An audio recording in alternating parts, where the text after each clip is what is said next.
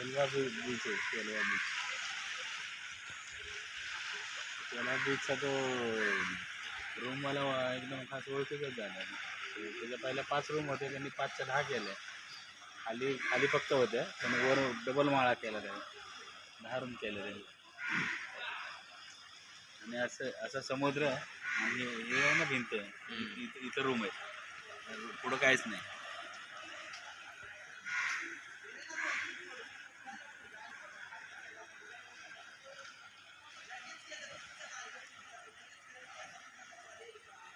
तिकडं काय आहे नाही, काय माहिती तिकडं.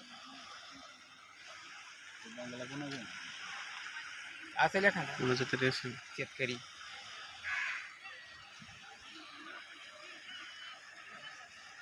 नसणार, कोणतरी असंच असणार आहे टाक्या.